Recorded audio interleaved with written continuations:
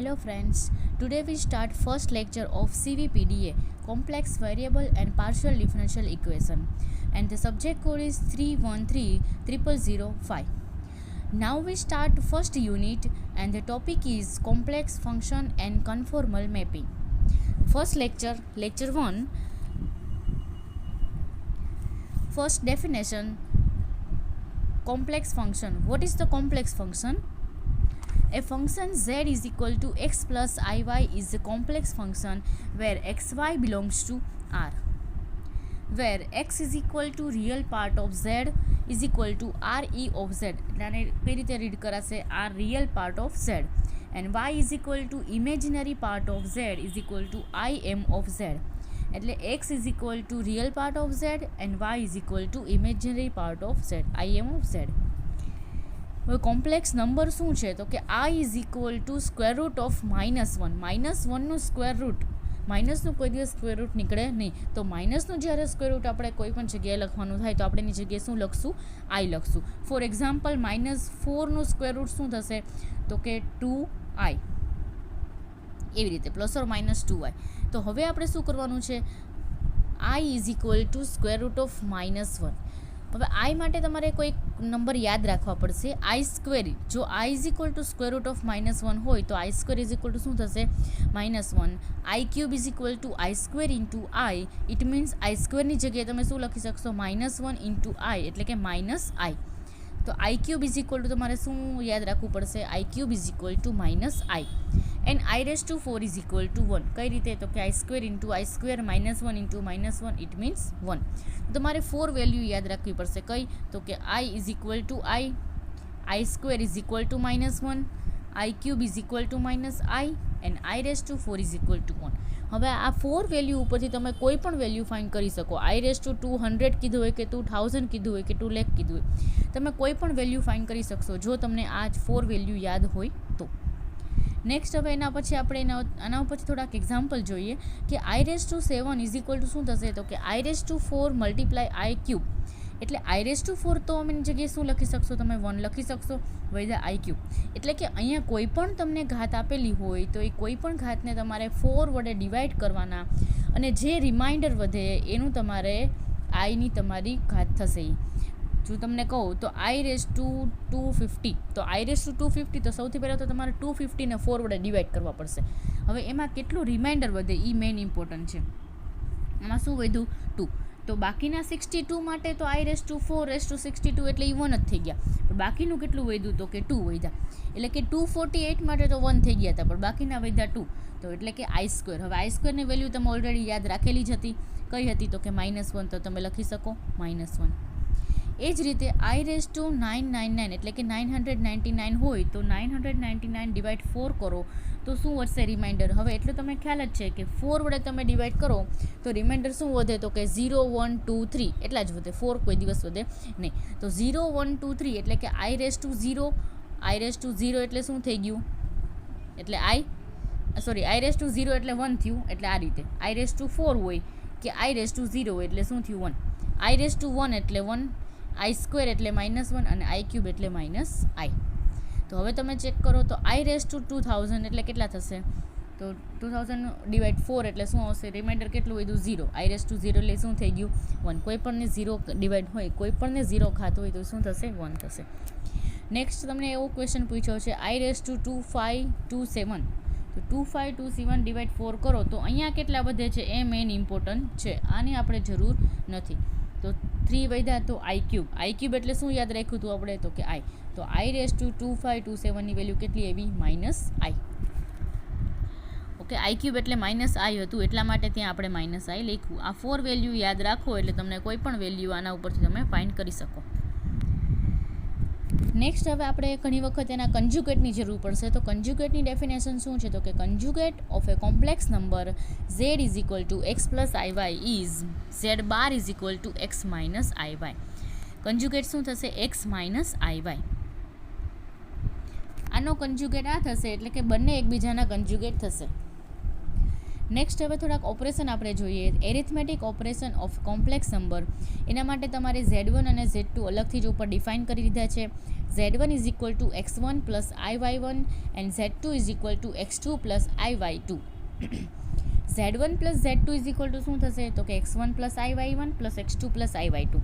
હવે બંનેવાળામાંથી i વાળા અલગ પાડો અને i વગરના અલગ પાડો તો આનું કઈ રીતે એડિશન થશે x1 plus x2 plus y1 plus y2. Example હવે એના ઉપરથી તમે જોશો તો 2 પ્લસ 3i અને 7 પ્લસ 6i બંનેનો એડિશન કરો તો રિયલનું એડિશન કરો તો 2 પ્લસ 7 એટલે કે 9 અને 3 પ્લસ 6 એટલે કેટલા થશે 9. તો આનો આન્સર શું આવશે 9 પ્લસ 9i. નેક્સ્ટ હવે સબસ્ટ્રેક્શન છે. તો સબસ્ટ્રેક્ટ કઈ રીતે કરશું આપણે Z1 minus Z2 is equal two x1 plus iy1 minus x2 plus iy2. એટલે કે x1 અને x2 વચ્ચે પહેલાં માઇનસ કરશું પ્લસ i વાળાને આપણે અલગ પાડીએ તો i bracket y1 minus y2. એના માટે આપણે એક્ઝામ્પલ એક જોઈ લઈએ. 3 minus 6i minus 8 plus 7i. કોઈ પણ તમે લઈ શકો, માઇનસ વાળું પણ લઈ શકો અને અહીંયા પ્લસ વાળું, પણ વચ્ચે આપણે માઇનસ રાખવાનું છે. શું કામ આપણે બે કોમ્પ્લેક્સ વચ્ચે માઇનસ કરીએ છીએ એટલા માટે. રિયલ 3 છે અને 8 છે એટલે 3 માઇનસ 8 પ્લસ અહીંયા માઇનસ છે અને અહીંયા 7 છે, પણ આ માઇનસથી કાઉન્સ ખોલશો એટલે આ પણ કેવા થઈ જશે માઇનસ. એટલે માઇનસ 6 માઇનસ 7 એટલે કેટલા થશે માઇનસ 13. એટલે -5 માઇનસ 39. મલ્ટિપ્લિકેશન કઈ રીતે થશે તો કે ફર્સ્ટનો ફર્સ્ટ સાથે મલ્ટિપ્લિકેશન x1 x2, ફર્સ્ટનો સેકન્ડ સાથે i x1 y2, સેકન્ડનો ફર્સ્ટ સાથે i y1 x2 અને સેકન્ડનો સેકન્ડ સાથે i y1 i y2. તો i ઇન્ટુ i એટલે i સ્ક્વેર થશે. હવે i સ્ક્વેર એટલે ત્યાં શું થઈ જશે માઇનસ થઈ જશે. i સ્ક્વેર એટલે શું થઈ જાય -1. તો આ માઇનસ y1 y2 તો એનું આપણે અલગ બ્રેકેટ કરી નાખ્યું. આ જે છે એ i વગરના છે અને બાકીના જે બંને વધ્યા એ કેવા છે વચ્ચેના i વાળા. તો ફોર એક્ઝામ્પલ એનો તમે લેશો તો 2 plus 3i bracket 7 plus 4i. આ બંનેનું મલ્ટિપ્લિકેશન, આ બંનેનો મલ્ટિપ્લિકેશન, આ બંનેનો અને આ બંનેનો. આપણે 4 ટાઈપના મલ્ટિપ્લિકેશન કર્યા તો શું આવ્યું 14 plus 8i plus 21i plus 12i square. 12i square શું કામ કેમ કે 3i ઇન્ટુ 4i છે એટલે i એટલે 2 વખત આવશે એટલે i સ્ક્વેર એટલે ત્યાંથી જશે -1. 12 ઇન્ટુ -1, જો 12 -1 નથી કરવાનું પણ શું કીધું છે 12 ઇન્ટુ -1 છે એટલે -12 થશે. તો e -12 અને આ 14 એ બંનેનું એક ગ્રુપ બનાવો. 14 - 12 પ્લસ 8i પ્લસ 21i. તો આનો આન્સર આવશે 2 પ્લસ 29i. નેક્સ્ટ એના પછી આવશે ડિવિઝન. ડિવિઝન માટે શું આવશે તો કે Z1 upon Z2 is equal two x1 plus iy1 upon x2 plus iy2. હવે જ્યારે કોઈ પણ બે કોમ્પ્લેક્સ નંબરનું ડિવિઝન હોય ત્યારે હંમેશા આપણે શું કરીએ તો કે ડિનોમિનેટર જે છે એનું તમારે શું લેવાનું છે કન્જ્યુગેટ. હમણાં જ આપણે આગળ ડેફિનેશન જોઈ. પ્લસ હોય તો વચ્ચે માઇનસ કરવાનું, માઇનસ હોય તો પ્લસ કરવાનું. તો આ વચ્ચે પ્લસ છે તો એનો કન્જ્યુગેટ કયો થશે એલિમેન્ટ બંને એ જ રહેશે x2 y2, પણ વચ્ચે શું થઈ જશે માઇનસ. x2 પ્લસ iy2નો કન્જ્યુગેટ થશે x2 માઇનસ iy2. એના વડે મલ્ટીપ્લાય કરવાનું, ડિવાઈડ કરો તો શું થશે. હવે ફરી પાછી પેર બનાવો, આ બંનેનું, આનું અને આનું. ટોટલ 4 બનાવો છો તો ફર્સ્ટ જે છે એ i વગરના થઈ જશે અને સેકન્ડ છે એ i વાળા થઈ જશે. ડિનોમિનેટરમાં શું થશે x2 square plus y2 square થઈ જશે. શું કામ રિયલમાં તમે જોશો તો x2 આ a માઇનસ b અને a પ્લસ બીનો મલ્ટિપ્લિકેશન શું થાય એ રીતનું થશે a square minus b square. પણ માઇનસ કરીને શું છે અહીંયા એક્સ સ્ક્વેર તો આવશે જ પણ માઇનસ કરીને માઇનસ વાય સ્ક્વેર આવશે એટલે માઇનસ માઇનસ પ્લસ. એટલા માટે અહીંયા શું થઈ ગયું x2 square plus y2 square. હવે એ ટાઈપનું એક એક્ઝામ્પલ આપણે જોઈ લઈએ. 2 પ્લસ 3i અપન 3 પ્લસ i. જો 3 પ્લસ i કીધું છે તો એનો કન્જ્યુગેટ કયો થશે 3 માઇનસ i. ફોર એક્ઝામ્પલ તમને અહીંયા કીધું હોય 3 પ્લસ આઈની જગ્યાએ 7 માઇનસ i તો તમારે શું કોના વડે મલ્ટીપ્લાય કરવું પડશે 7 પ્લસ i અને 7 પ્લસ i આ રીતે. હવે તમને અહીંયા કીધું છે 3 પ્લસ i. 3 પ્લસ i વડે ડિવાઈડ કરવાનું, મલ્ટીપ્લાય કરો. ફરી આપણે પેર બનાવો 2 ઇન્ટુ 3 એટલે 6, 2 ઇન્ટુ માઇનસ i એટલે માઇનસ 2i, 3i ઇન્ટુ 3 એટલે 9i, 3i into minus i એટલે શું થશે minus 3i square. Minus 3i square એટલે કેટલા થઈ જશે પ્લસ 3. શું કામ i સ્ક્વેર એટલે -1 માઇનસ માઇનસ પ્લસ એટલે 6 પ્લસ 3 અને -2 પ્લસ 9 એટલે 7. તો અહીંયા પાર્ટ પડી ગયા. 6+3 એટલે 9 + 7i અપોન કેટલા થશે 10 થશે. તો બંનેને આપણે અલગ પાડી દીધું. આ થઈ ગયું તમારો રિયલ પાર્ટ અને આ થઈ ગયો ઇમેજિનરી પાર્ટ. ઇમેજિનરી પાર્ટ એટલે આઈનો જે કોફિશિયન્ટ હોય એ આપણો ઇમેજિનરી પાર્ટ થશે અને આઈ વગરનો જે હશે એ આપણો રિયલ પાર્ટ થશે.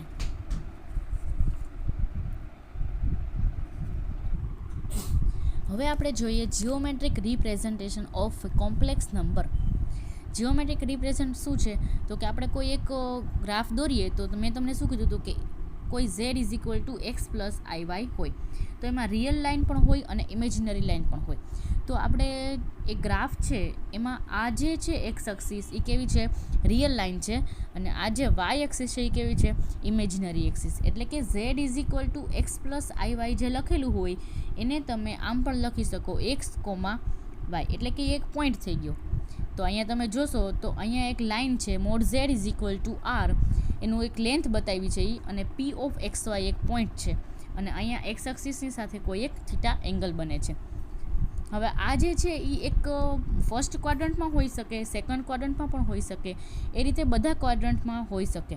તો એના માટે થીટા જે છે એ બધા માટે અલગ અલગ હશે. તો એ નેક્સ્ટ આપણે આગળ જોશું હમણાં.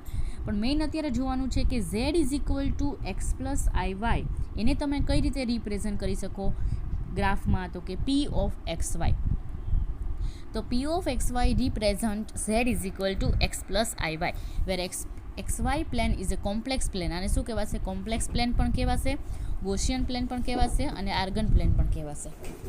તો હવે તમે જે અહીંયા રિપ્રેઝન્ટ કર્યું છે આપણે એનું લખેલું છે મેં OP represent the distance between O and P. આ જે O અને અહીંયા O લખતા ભૂલાઈ ગયું છે, આ O અને આ P. તો આ બંને વચ્ચેનું જે ડિસ્ટન્સ છે એ રિપ્રેઝન્ટ કરે છે OP અને એને શું રીતે કઈ રીતે ડિનોટ કર્યો છે? તો કે મોડ Z અને એને નામ શું આપ્યું છે? Is called the modulus. તો હવે કોઈ પણનો મોડ્યુલસ ફાઇન્ડ કરવો હોય તો કઈ રીતે કરાશે? તો એની એક ડેફિનેશન બની ગઈ mode z = r = √x² + y². અને અહીંયા મેં તમને જે એંગલ કીધો તો એ ફર્સ્ટ ક્વાડ્રન્ટ માટે એંગલ કયો થશે? Theta = tan - y/x. Theta = tan - y/x. હવે આ થીટા જે છે એ બધા ક્વાડ્રન્ટ માટે અલગ અલગ હોય. તો એ શું છે?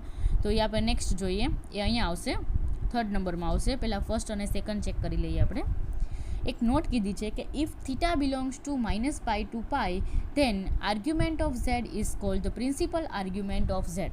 જો આપણો જે ક્વાડ્રન્ટ છે એ -π થી π આપણો જે એંગલ છે એ -π થી π હોય તો આપણે એનો આર્ગ્યુમેન્ટ કેવો કહેશું? પ્રિન્સિપલ આર્ગ્યુમેન્ટ કહેશું. એટલે કે જે નોર્મલ જે અહીંયા આપણે હમણાં કીધો તો એ જ કે theta = argument of z = tan - y/x. જો અહીંયા તમે જોશો તો કેપિટલ A કરેલો છે. હવે એમાં જ આર્ગ્યુમેન્ટ ચેન્જ થઈ જાય છે. કયો છે? General argument. General argument of z is denoted by arg of z. એટલે કે આર્ગ્યુમેન્ટ ઓફ z પણ એમાં શું છે? સ્મોલ a છે. તો small a argument of z = argument of z + 2kπ. તો હવે આ જે આર્ગ્યુમેન્ટ છે એ જનરલ છે કે તમે કોઈ પણ એંગલ લઈ શકો. અહીંયાથી આ એંગલ લેશો, આ એંગલ લેશો, આ એંગલ લેશો, તો કોઈ પણ એંગલ તમે લઈ શકશો આર્ગ્યુમેન્ટ ઓફ z માટે. એને શું કહેવાશે? General argument. અને એની ડેફિનેશન છે argument of z = argument of z + 2kπ where k = 0, 1, 2, 3 up to.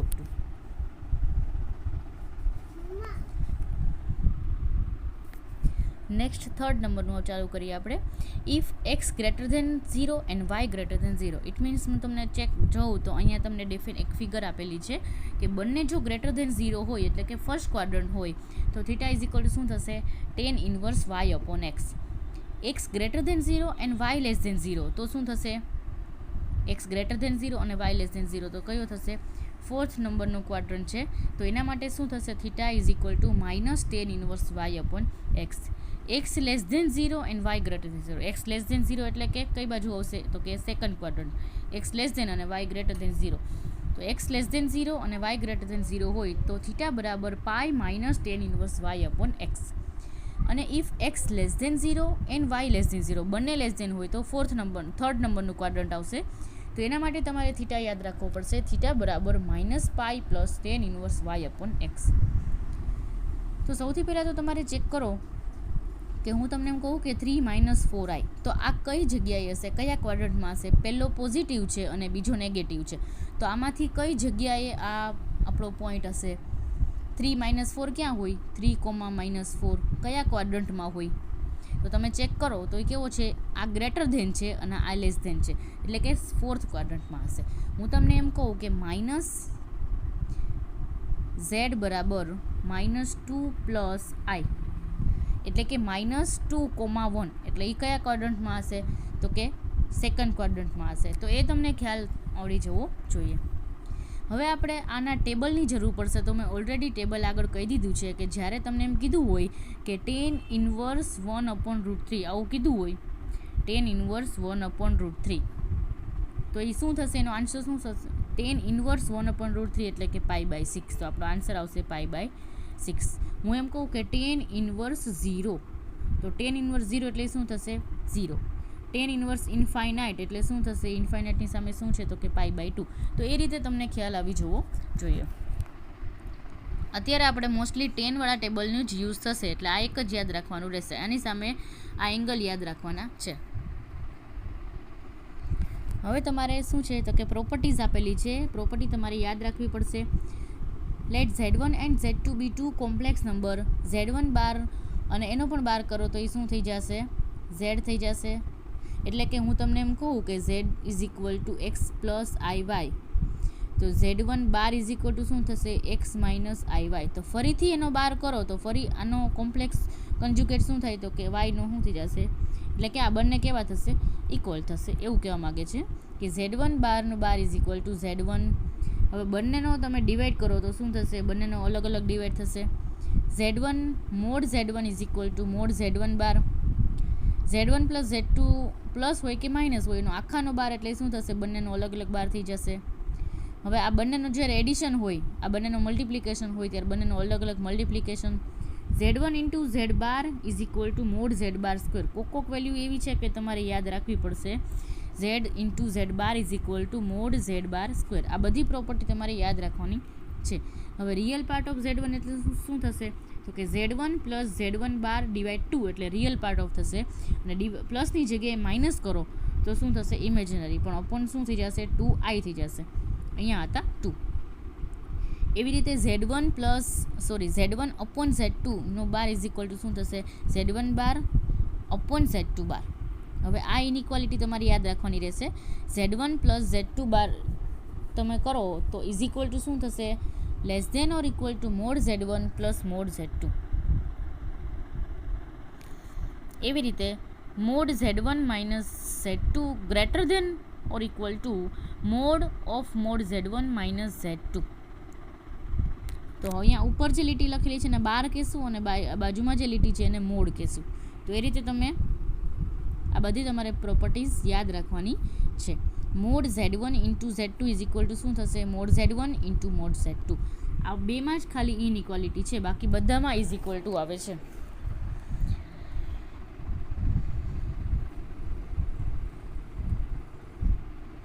Okay, એના પછીનો એક્ઝામ્પલ છે. Express the following complex number in polar form √3 + i, -√3 + i, -√3 - i અને √3 - i. તો 4 એક્ઝામ્પલ મેં તમને કીધા છે. હવે √3 + i બંને કેવા છે? પ્લસ, એટલે ફર્સ્ટ ક્વાડ્રન્ટમાં આવશે.